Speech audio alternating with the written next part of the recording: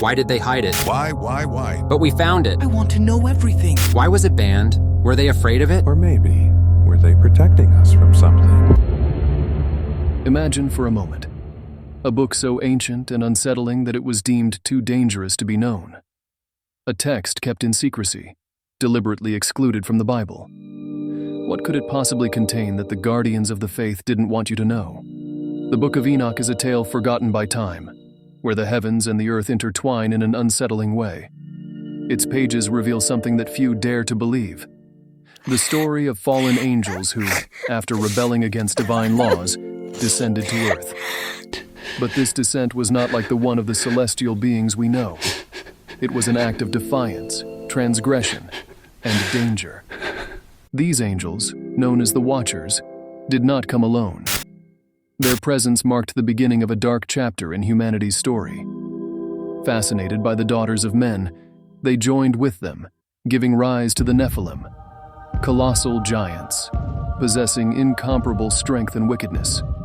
These beings not only ruled with cruelty, but also brought chaos and corruption to the earth, creating an era of violence that eventually led to God's regret and the Great Flood.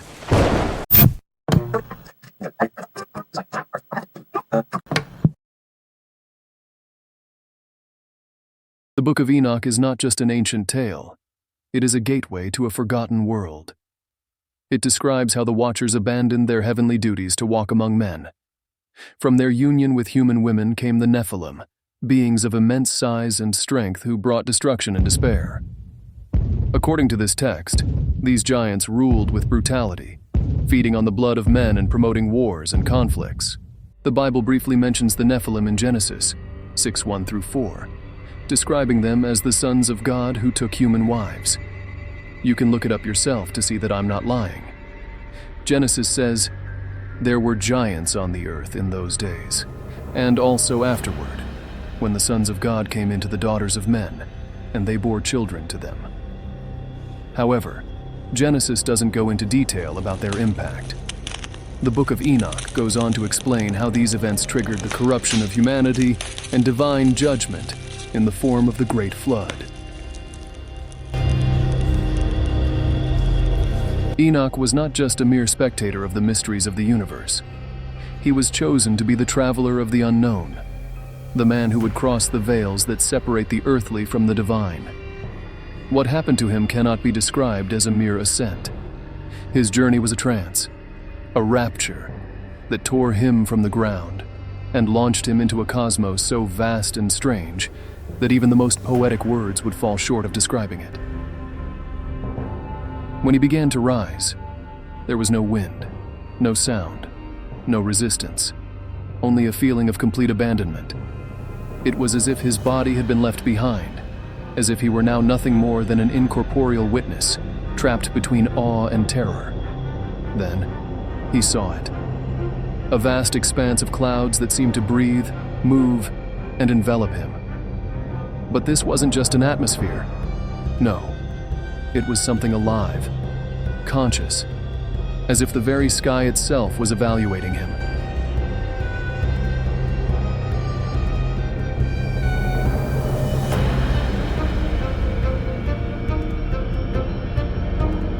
From above, Enoch gazed upon the earth, but not like a man standing on a mountain. What he saw wasn't just the land, the rivers, and the mountains. It was something deeper. Every corner seemed to whisper stories to him, secrets buried under the dust of centuries. He could feel that even the very colors of the earth spoke of its sorrows and glories. But in that majestic silence, there was also something unsettling. A shadow stretching across the horizon, a presence that seemed to watch him in return. Here, things changed radically. Enoch was taken to a place of perpetual twilight, where a thick air seemed to crush him, even though he had no body. Muffled screams echoed in the distance, but they weren't human screams. They were wails, roars from beings who had fallen. Enoch saw chained figures, deformed bodies writhing in a darkness so deep it seemed to devour the light. They were fallen angels, beings who had once been glorious, but were now specters of what they once were. condemned to an eternity of suffering. They stared at him, and in their eyes there was something worse than hatred, absolute hopelessness.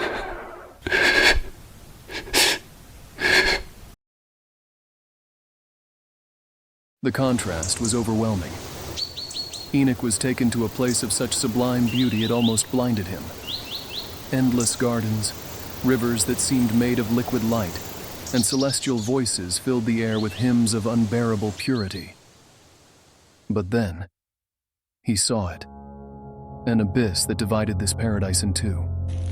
At the depths of that abyss burned a fire that did not illuminate, but darkened.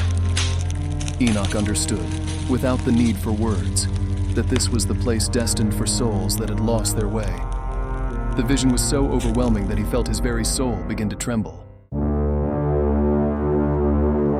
Here, Enoch encountered the sun and the moon, but not as mere celestial bodies. They were entities, conscious beings who regulated the cycles of time with divine precision. Their movements were like a cosmic dance, an ancient language that spoke of the secrets of the universe. Enoch felt that if he stayed too long, his mortal mind would not be able to bear the weight of such knowledge.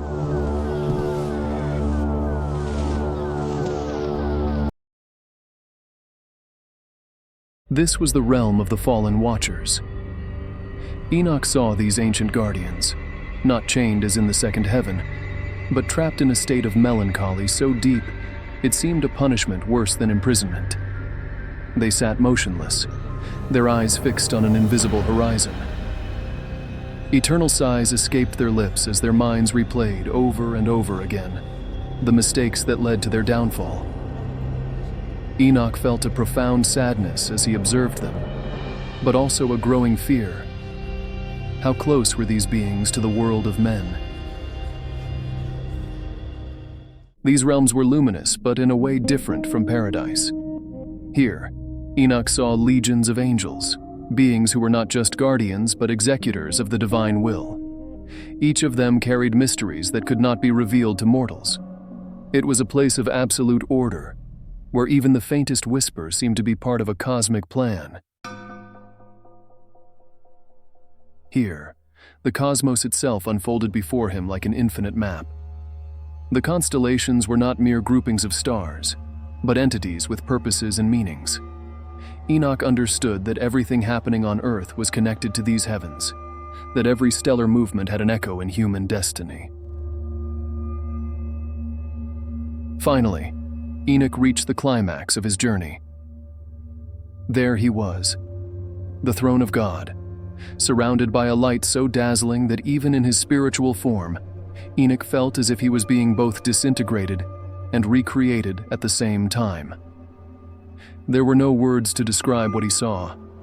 Everything he had experienced up to that point seemed insignificant compared to the glory and power radiating from that place. But there was something else as well. A profound silence, an emptiness that spoke louder than any sound.